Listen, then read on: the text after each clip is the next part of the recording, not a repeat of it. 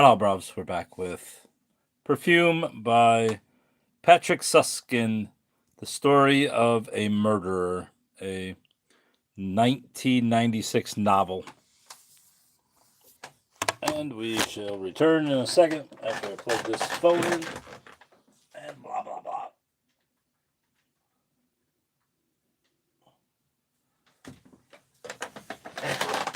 Not very professional here, but what do you expect? 1932. Section 32. What page are we on? 151.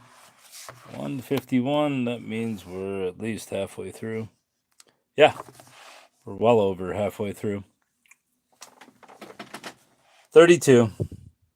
As he came out onto the street, he was suddenly afraid, for he knew for the first time in his life he was giving off a human odor.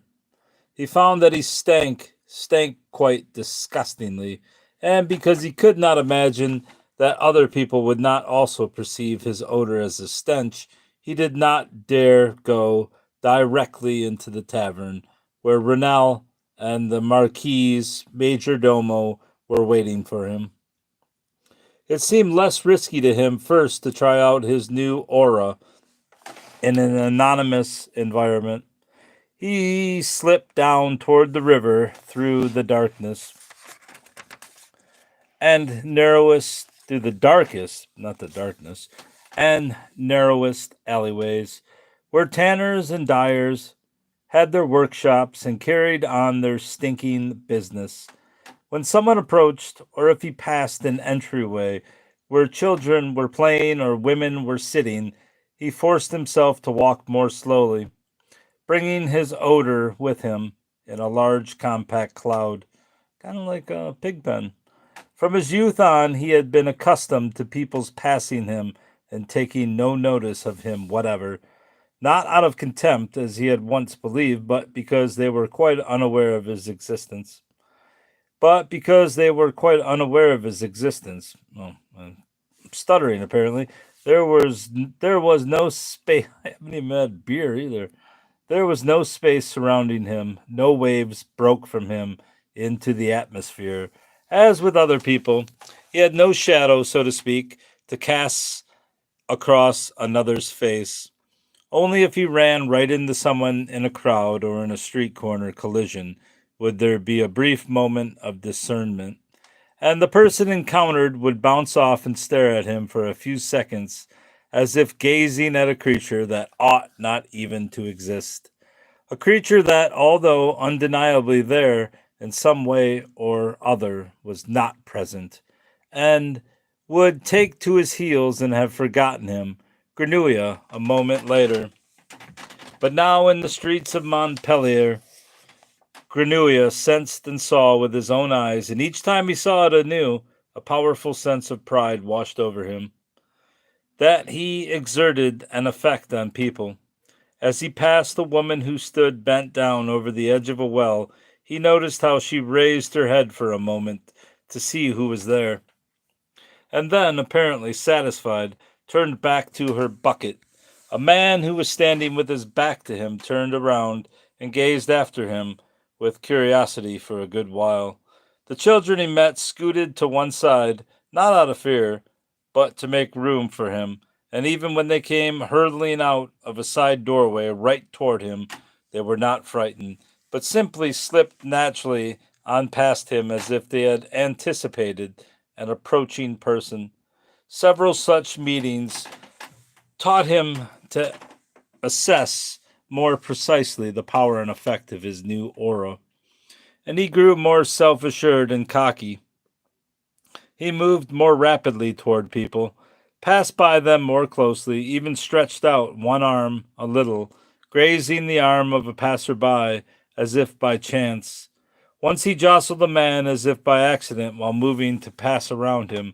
He stopped, apologized, and the man, who only yesterday would have reacted to Grenouilla's sudden appearance as if to a thunderbolt, behaved as though nothing had happened, accepted the apology, even smiled briefly, and clapped Grenouilla on the shoulder.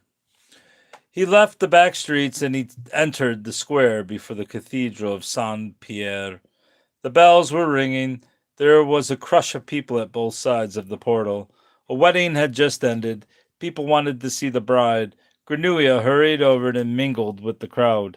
He shoved, bored his way in to where he wanted to be, where people were packed together most densely, where he could be cheek by jowl with them, rubbing his own scent directly under their noses. Can you stop for a sec? I could stop forever. What do you got, bruvs?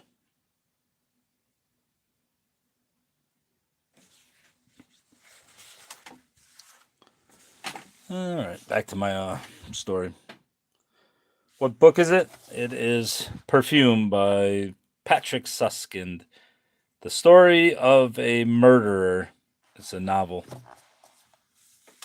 Any more questions before I continue?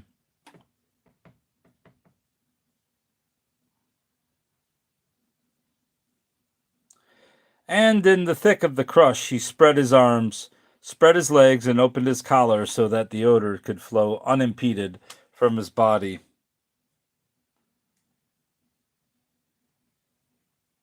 You don't like murder? All right, buddy.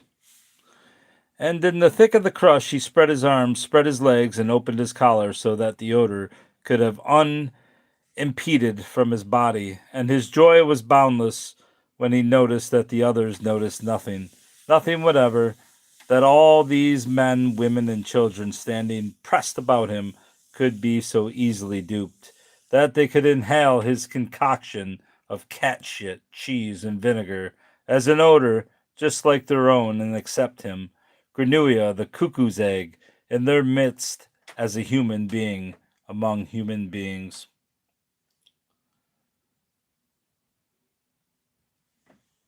He felt a child against his knee, a little girl standing wedged in among the adults. He lifted her up with hypocritical concern and held her with one arm so that she could see better.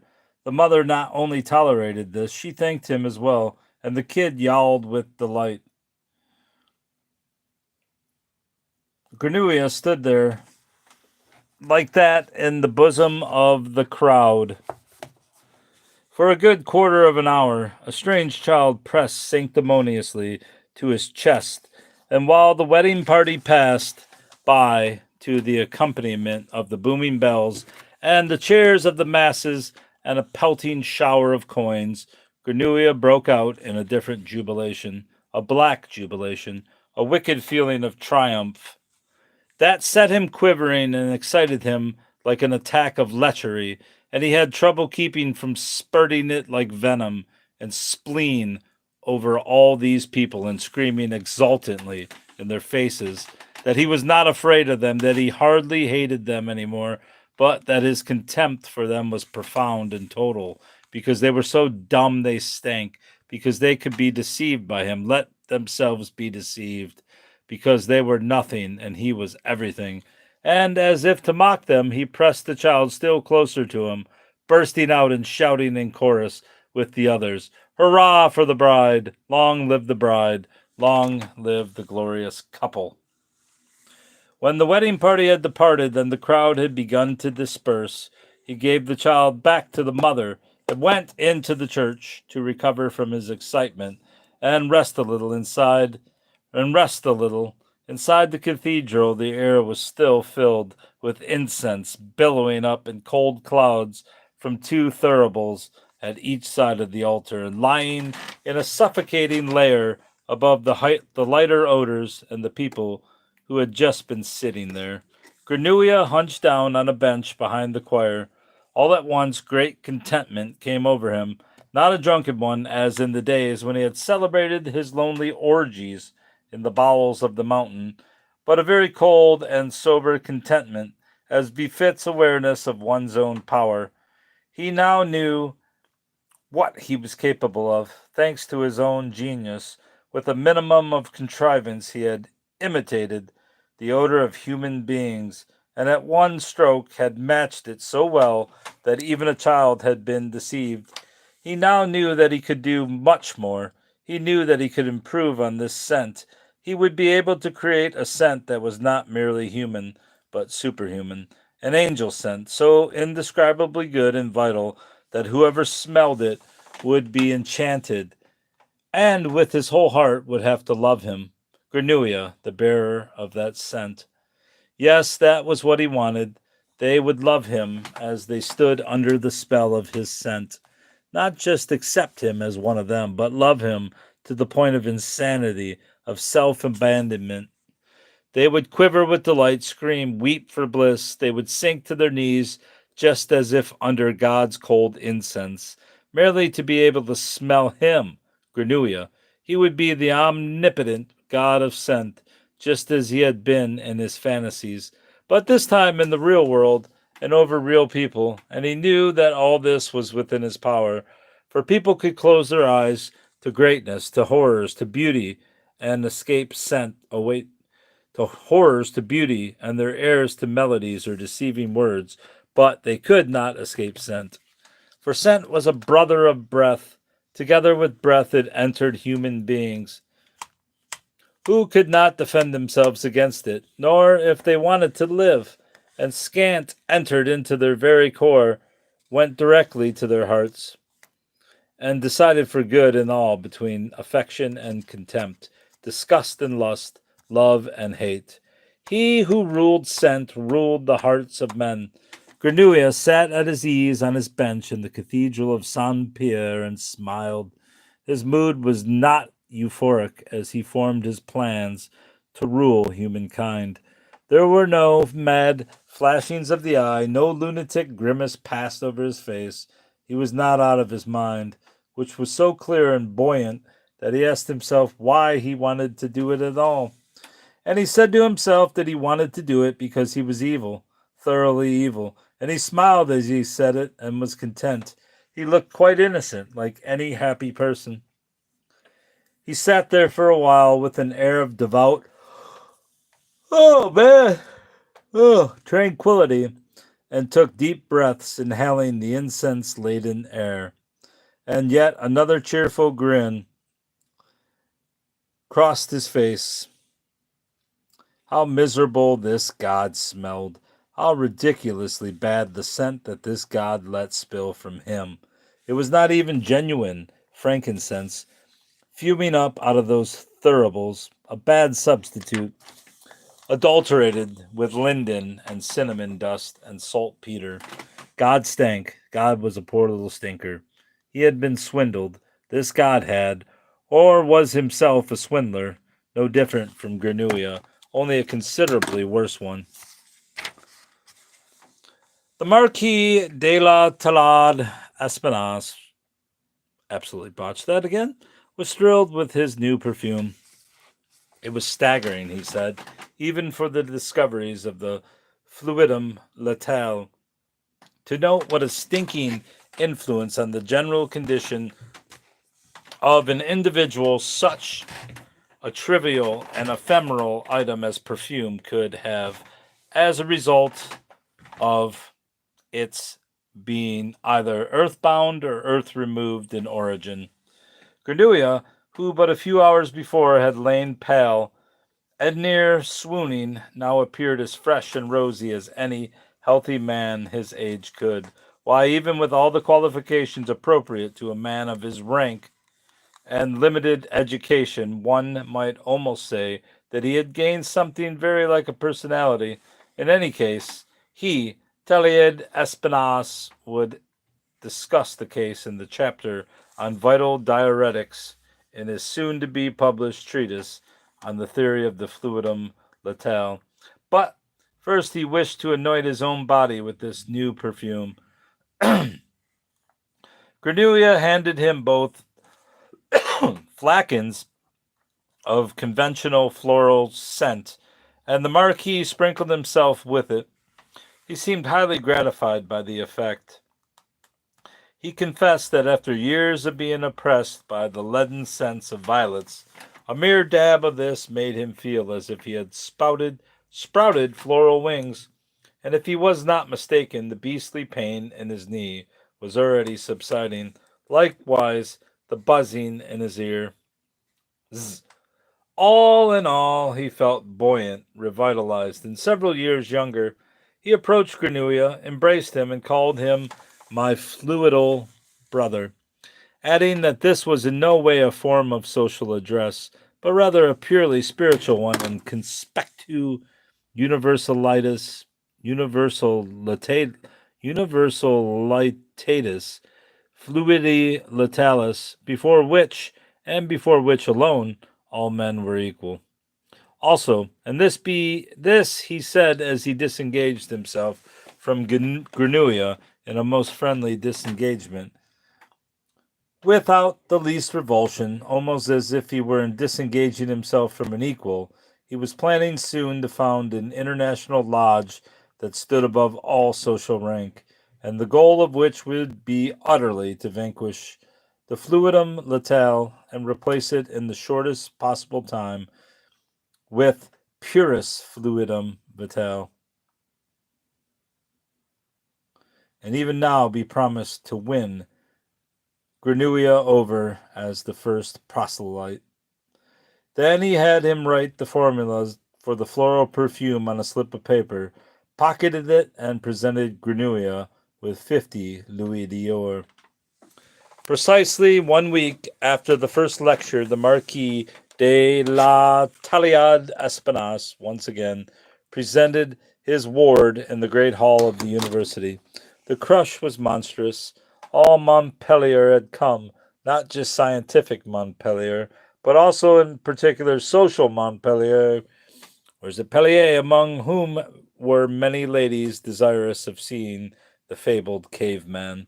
And although Taliad's enemies, primarily the champions of the Friends of the University Botanical Gardens and members of the Society for the Advancement of Agriculture, had mobilized all their supporters, the exhibition was a scintillating success.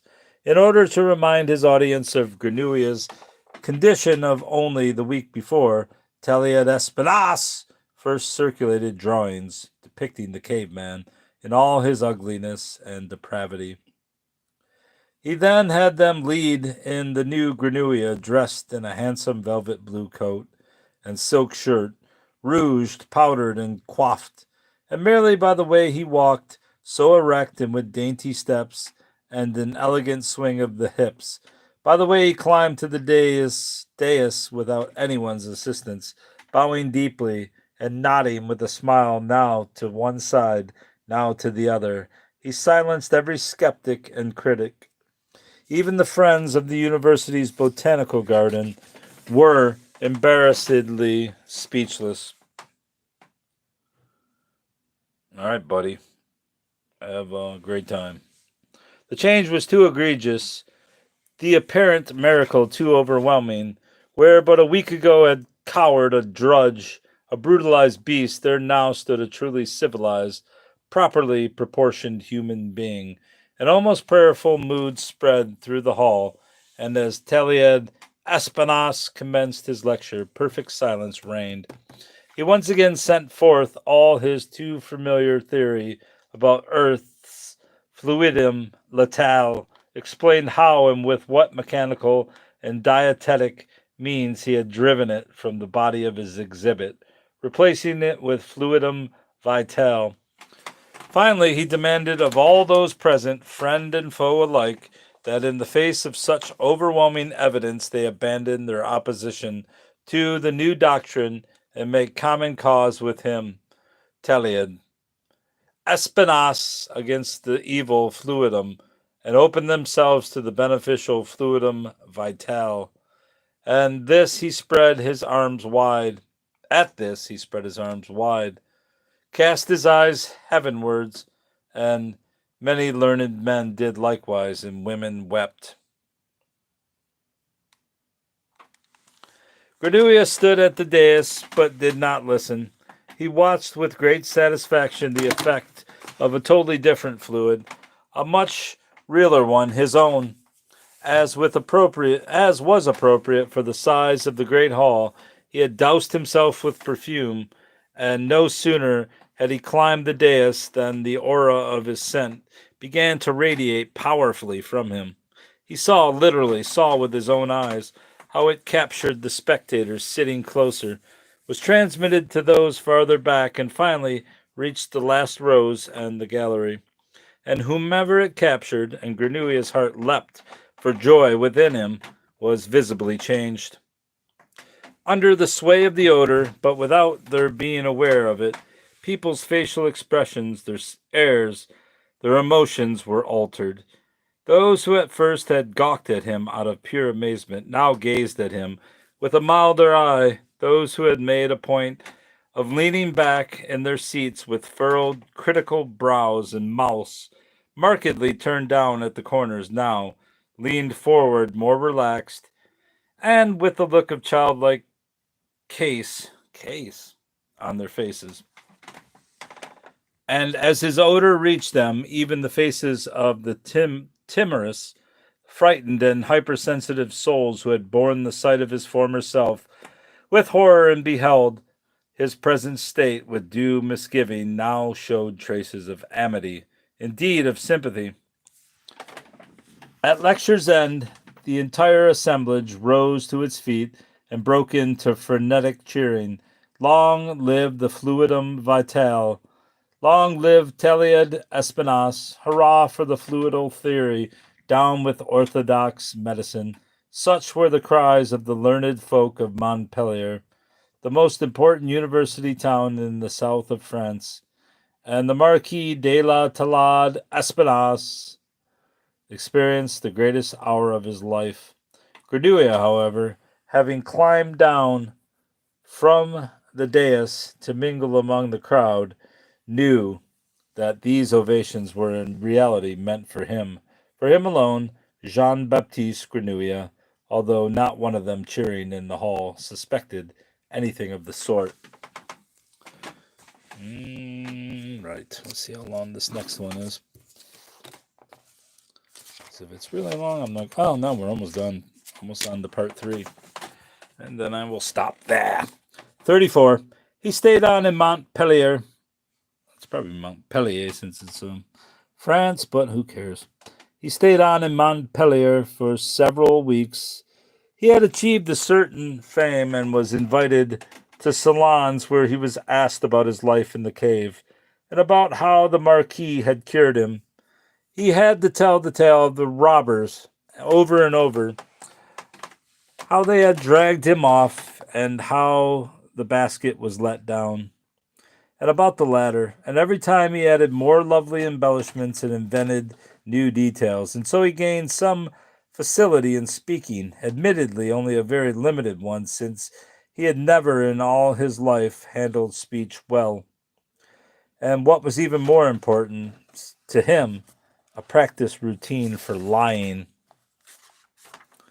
In essence, he could tell people whatever he wanted. Once they had gained confidence in him, and with the first breath they gained confidence in him, for they were inhaling the artificial odor, they believed everything. And in time he gained a certain self-assurance in social situations, such as he had never known before. This was apparent even in his body. It was as if he had grown. His humpback seemed to disappear. He walked almost completely erect, and when someone spoke to him, he no longer hunched over, but remained erect and returned the look directed at him. Granted, in this short time, he did not become a man of the world, no dandy about town, no peerless social lion, but his cringing, clumsy manner fell visibly from him, making way for a bearing that was taken for natural modesty, or at worst for a slight inborn shyness that made a sympathetic impression on many gentlemen and many ladies. Sophisticated circles in those days had a weakness for everything natural and for a certain unpolished charm. When March came, he packed his things and was off secretly, so early in the morning that the city gates had only just been opened. He was wearing an inconspicuous brown coat that he had bought second-hand at a market the day before, and a shabby hat that covered half his face. No one recognized him, no one saw or noticed him. for he had intentionally gone without his perfume that day, and when around noon the Marquis had inquiries made, the watchmen swore by all that's holy, that they had seen all kinds of people leaving the city, but not the caveman, whom they knew and would most certainly have noticed. The Marquis then had word spread that with his permission Grenouille had left Montpellier to look after family matters in Paris. Privately, he was dreadfully annoyed, for he had intended to take Grenouille on a tour through the whole kingdom, recruiting adherents for his fluidal theory. After a while, he calmed down again, for his own fame had spread without any such tour, almost without any action on his part. A long article about the fluidum letale Taliad appeared in the journal des Scavens, and even in the Courrier de l'Europe. Europe. I don't know how the French say Europe. And fluidly contaminated patients came from far and wide for him to cure them.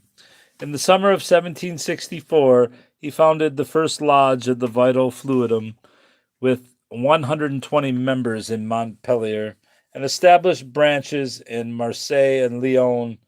Then he decided to dare the move to Paris and from there to conquer the entire civilized world with his teachings. But first he wanted to provide a propaganda base for his crusade by accomplishing some heroic fluidal feat, one that would overshadow the cure of the caveman, indeed all other experiments. And in early December he had a company of fearless disciples join him on an expedition to the Pic du Canigou, which was on the same longitude with Paris and was considered the highest mountain in the Pyrenees. Though on the threshold of senescence, the man wanted to be borne to the summit at 9,000 feet and left there in the sheerest, finest vital air for those whole weeks, whereupon he announced he would descend from the mountains precisely on Christmas Eve as a strapping lad of 20. The disciples gave up shortly before Vernay, the last human settlement at the foot of the fearsome mountain, but nothing daunted the Marquis. Casting his garments from him in the icy cold and whooping in exultation, he began the climb alone. The last that was seen of him was his silhouette, hands lifted ecstatically to heaven, and voices raised in song. He disappeared into the blizzard. His followers waited in vain that Christmas Eve for the return of the Marquis de la Talade Espinasse. He returned neither as an old man nor a young one, not when early summer came the next year, and the most audacious of them went in search of him, scaling the still snowbound summit of the Pic du Canigou. Did they find any trace of him? No clothes, no body parts, no bones. His teachings, however, suffered no damage at all. On the contrary, soon the legend was abroad that there on the mountain peak he had wedded himself to the eternal fluidum vitale, merging with it and with him, and it with him, and now forever floated, invisible but eternally young, above the peaks of the Pyrenees, and whoever climbed up to him would encounter him there and remain untouched by sickness or the process of aging for one full year. Well into the 19th century, Taliad's fluidal theory was advocated from many a chair at faculties of medicine and put into therapeutic practice by many an occult society. And even today, on both sides of the Pyrenees, particularly in Perpignan and Figueres, there are secret Taliatic lodges that meet once a year to climb the Pic du Canigou. There they light a great bonfire, ostensibly for the summer solstice and in honor of St. John, but in reality it is to pay homage to their master. Teliad Aspinas and his grand fluidum, and to seek eternal life. And that's the end of part 2. Woo! What's that? Section 34. Yes. All right, that's all, bro. Goodbye.